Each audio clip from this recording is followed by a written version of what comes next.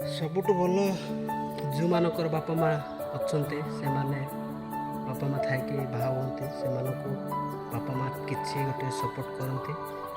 ଆଉ ଆମ ଭଳିଆ ଜୀବନରେ ବାପା ମା କେହି ନାହାନ୍ତି, ସେମାନେ ଯଦି ଅଜଣାତାରେ ବୟସ ନ ହେଇକି ମ୍ୟାରେଜ୍ କଲେ ସେମାନଙ୍କର ସବୁ ଭାର ନିଜ ଉପରେ ଆସେ।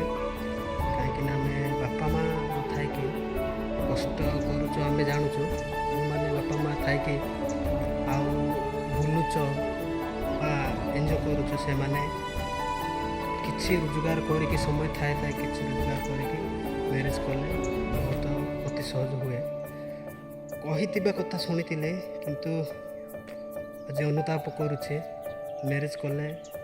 ଆଉ କାହିଁକିନା ଘରର ପରିସ୍ଥିତି ଦେଖିବାକୁ ପଡ଼ୁଛି। ଯୁବକ ଥିଲାବେଳେ ଯେମିତି ବୁଲିକି ରହୁଥିଲୁ ସେମିତି ନାହିଁ, ଯେଉଁଠି ପାଇଲୁ ସେଠି ଖାଇକି ଶୋଇ ପଡ଼ିଲୁ ସେମିତି ନାହିଁ। ଏବେ ମ୍ୟାରେଜ୍ କଲା ପରେ ଆମର ଗୋଟେ ଦାୟିତ୍ୱର ଭାର ଆମ ଉପରେ ପଡ଼ୁଛି। କାହିଁକିନା ଜଣେ ଫ୍ୟାମିଲି ଗଠନ କରୁଛୁ ବୋଲେ ସେ ଫ୍ୟାମିଲିକୁ ବୁଝିବାକୁ ପଡ଼ୁଛି।